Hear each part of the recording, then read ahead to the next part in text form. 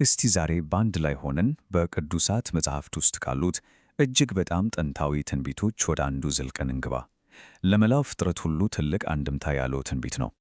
እንግዲህ ታሪኩ በሙሉ የሚጀምረው እዚህ ጋር ነው፣ በጊዜ መባቻ ላይ በተነገረ አንድ ምስጢራዊ የተስፋ ቃል። ይህም በሰማይና በምድር መካከል ለሚካሄድ ታላቅ ግጭት መድረክ የተደረገ ቃል ነበር። ታዲያ ወሳኙ ጥያቄ ይህን ነው። የእባቡን ራስ ለመቀጥቀጥ የተወሰነለት ይህ ምስጢራዊ የሴቲቱ ዘር የተባለው ማን ነው?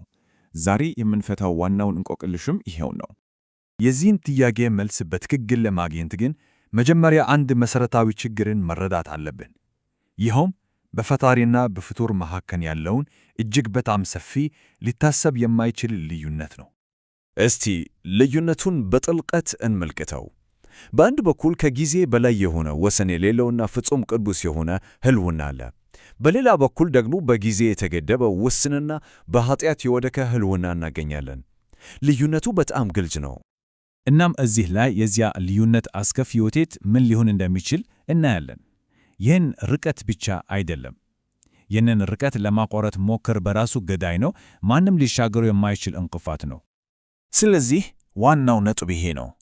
መላው ፍጥረት ከሰማይ ፍጡራን እስከ ሰው ልጆች ድረስ መውጫ በሌለው መፍትሔ በሌለው ሁኔታ ውስጥ ተይዞ ነበር።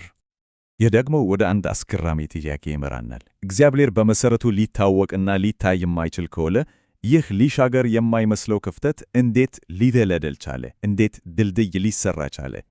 በጣም ያስገርመው መልሱ ከፍጥረት ሳይሆን ከራሱ ከፈጣሪው መምታቱ ነው። መፍትሔው የቀረበው በወልድ በኩል ነው። እስቲ አስቡት። እርሱ ከእግዚአብሔር መልእክት ይዞ የመጣ መልእክተኛ ብቻ አይደለም። እርሱ ራሱ መልእክቱ ነው።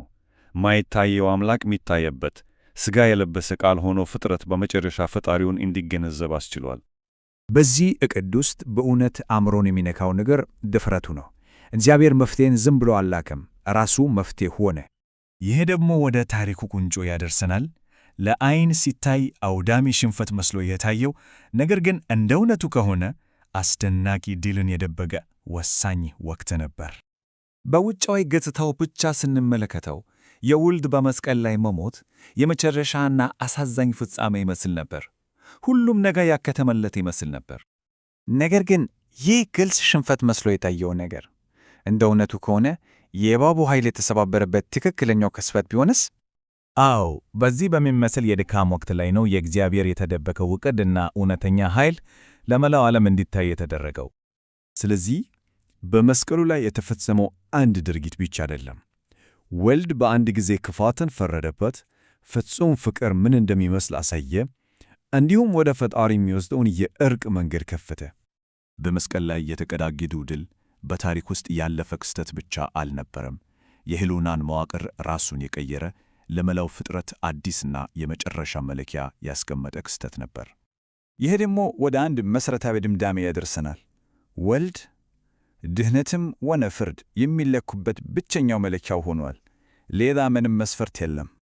አሁን ለፍጥረት ሁሉ የቀረበው ምርጫ በጣም ግልጽ ነው። ውጤቶቹም ዘላለማዊ ናቸው፣ በሚዛን ላይ እንዳሉ ናቸው።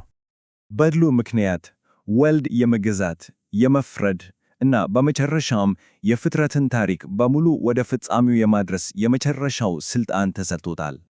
ይህ ሁሉ ደግሞ ወደ መጀመሪያው ምስጢራችን ይመልሰናል።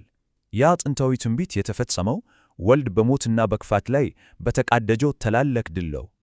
እናም ይህ ሁሉን ነገር በሚቀይር ጥልቅ ሐሳብ ይተውናል። የመጨረሻው ፍርድ ሕግጋትን ስለመከተል ሳይሆን ወሰን ለሌለው የፍቅር ተግባር ምላሽ ስለመስጠት ቢሆንስ? እስቲ ስለዚህ ነገር እናስብ።